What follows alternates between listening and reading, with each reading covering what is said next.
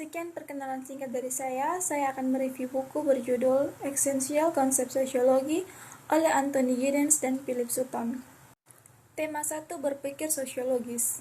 Cara berbicara dan berpikir tentang subjek yang disatukan oleh asumsi umum dan berfungsi untuk membentuk pemahaman orang tentang dan tindakan terhadap subjek. Konsep wacana berasal dari linguistik dan mempelajari bahasa dan penggunaannya. Dalam konteks ini, wacana mengacu pada ucapan atau komunikasi tertulis seperti terlibat dalam percakapan tatap muka, debat publik, custom room, online, dan sebagainya. Dalam linguistik, wacana dianalisis untuk memahami bagaimana komunikasi beroperasi dan terorganisir. Namun pada 1950-an, filsuf Inggris J.L. Austin berpendapat bahwa komunikasi tertulis dan lisan tidak hanya untuk pernyataan pasif, tetapi tindak tutur yang aktif membentuk dunia seperti yang dikenal. Michael Foucault menghubungkan studi bahasa dengan kepentingan sosiologis, arus utama dalam kekuasaan dan efeknya dalam masyarakat. Dari titik awal ini, konsep wacana dan praktis diskursif menjadi lebih banyak menarik bagi sosiolog. Tema 2. Melakukan sosiologi. Konstruk murni penelitian tentang sebuah sosial fenomena menekankan beberapa dari yang utama aspek yang digunakan untuk mendekati persamaan dan perbedaan dalam konkret kasus dunia nyata. Konsep tipe ideal diciptakan oleh Max Weber sebagai bagian dari metodenya untuk mempelajari tindakan sosial sebagai salah satu bentuk sosiologi. Untuk Weber, pemahaman dan penjelasannya, kehidupan sosial tidak mungkin menggunakan yang sama metode sebagai ilmu alam. Manusia tidak seperti makhluk lain di alam, menciptakan makna lingkungan, dan untuk memahami tindakan individu mereka, kita harus mengatur ini dalam konteks sosial itu lingkungan. Tentu saja, orang membuat organisasi dan lembaga sosial yang oleh beberapa sosiolog dilihat sebagai objek utama penelitian. Tetapi Weber berpendapat bahwa penjelasan lengkap tentang fenomena sosial harus dimengerti pada tingkat tindakan individu. Ini pendekatan sosiologi dikenal sebagai Verstehen, dan Weber menggunakannya untuk mengeksplorasi asal-usul dan aspek-aspek kunci dari kapitalisme dan hubungannya dengan keyakinan agama, berbagai jenis kehidupan ekonomi di seluruh masyarakat, jenis periode sejarah yang berbeda. Tema 3. Lingkungan dan urbanisme. Pemisahan atau keterasingan manusia dari beberapa aspek penting dari sifat mereka atau dari masyarakat sering mengakibatkan perasaan tidak berdaya dan ketidakberdayaan. Penggunaan sosiologi istilah keterasingan berasal dari gagasan awal Marx yang berkaitan dengan dampak dari kapitalisme pada hubungan sosial dan kurangnya kontrol terhadap manusia atas hidup mereka. Namun, Marx dipengaruhi oleh kritik filosofi Luhmann tentang kekristenan. Kekristenan dengan gagasan keagamaannya tentang Tuhan yang Maha Kuasa, Maha Tahu, adalah proyeksi dari beberapa kekuatan manusia ke makhluk spiritual, dengan keselamatan manusia hanya dapat dicapai setelah kematian, bukan dalam hal ini dunia. Feuerbach melihat ini sebagai bentuk keterasingan atau keterasingan dan modifikasi kekuatan manusia yang perlu diungkap dan dihilangkan. Marx mengeluarkan konsep keterasingan dari konteks yang pada dasarnya religius ini dan menggunakannya untuk menganalisis kondisi kerja dan kehidupan di dunia sekuler, masyarakat, kapitalis, industri. Bagi Marx, manusia keselamatan terletak pada perebutan kontrol kolektif atas semua aspek masyarakat yang jauh dari kekuasaan kecil yang mendominasi kelas yang mengeksploitasi masalah pekerja. Tema 4. Struktur masyarakat.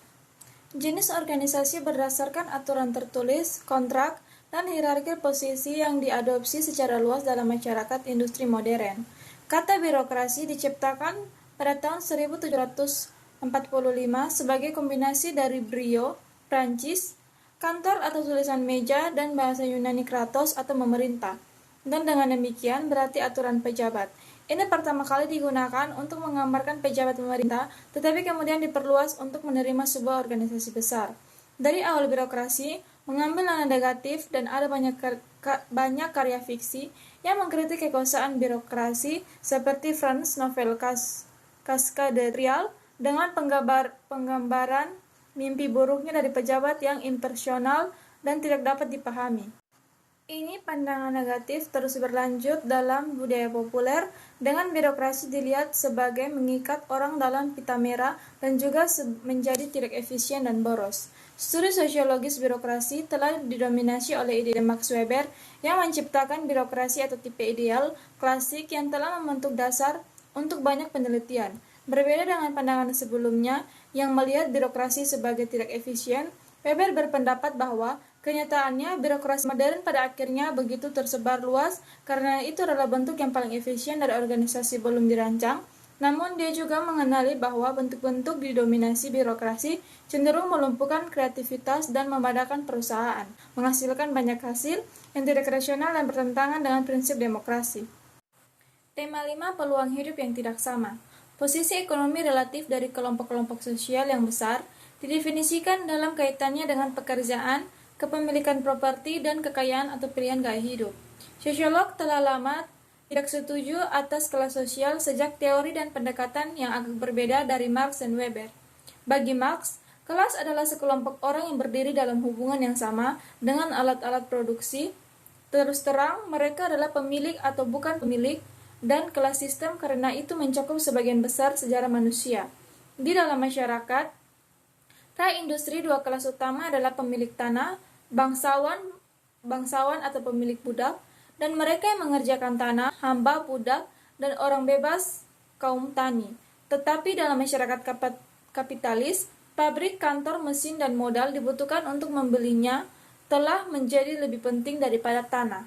Tema 6, hubungan dan kehidupan. Sebuah konsep yang diperebutkan tetapi sederhana, sekelompok orang tinggal di wilayah tertentu atau yang memiliki kepentingan bersama yang terlibat dalam interaksi sistematis satu sama lain. Istilah komunitas telah digunakan sejak abad ke-14, ketika itu dilambangkan yang umum orang sebagai berbeda dari orang-orang dari perangkat.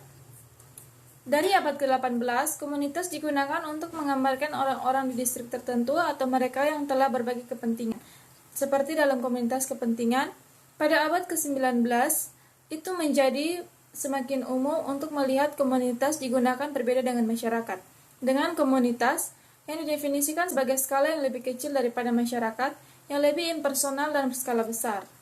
Jerman sosiolog Ferdinand Tönnies menelusuri penurunan atau ikatan komunitas sebagai satu ikatan asosiasi berkembang pesat memperluas. Kontrak semacam ini diulang berkali-kali dalam studi sosiologis dan komentar sosial, dan masyarakat memperoleh unsur normatif bahwa menjadi masalah ketika sosiolog mencoba menggunakan konsep untuk analisis. Tema 7, interaksi dan komunikasi. Cara hidup meliputi pengetahuan adat istiadat, norma, hukum, dan kepercayaan yang menjadi ciri masyarakat tertentu atau kelompok sosial. Karena sejarahnya yang berbelit-belit, budaya, sepertinya dianggap berlawanan alam, adalah salah satu yang paling kompleks kata-kata dalam bahasa Inggris. Dan salah satu yang paling sulit untuk dijabarkan. Dari abad ke-15, satu makna penting telah menjadi budaya seperti dalam merawat tanaman dan hewan. Setelah makna ini menyebar untuk menerima orang, budaya datang berarti pembudayaan pikiran orang. Di Jerman, abad ke-18, budaya muncul menentang peradaban, dengan yang pertama dilihat sebagai lebih unggul dari yang terakhir. Pada abad ke-19, pengakuan budaya atau keutuhan budaya yang dikembangkan, yang merupakan awal dari penggunaan ilmu sosial modern. Tema 8, kesehatan penyakit dan tubuh. Model praktis medis barat di mana penyakit didefinisikan sebagai objektif sesuai dengan adanya gejala fisik yang dikenali dan diturunkan secara ilmiah. Perawatan medis diupayakan untuk mengembalikan tubuh ke kesehatan. Dalam budaya pramodern, keluarga adalah yang paling utama institusi yang menangani sakit dan penyakit. Untuk itu misalnya selalu ada individu yang berspesialisasi dalam penyembuhan dengan menggunakan campuran fisik dan magis obat. Banyak dari pengobatan tradisional ini bertahan hari ini dalam budaya non-barat di seluruh dunia, dan kebanyakan dari mereka sekarang didefinisikan sebagai obat alternatif. Mereka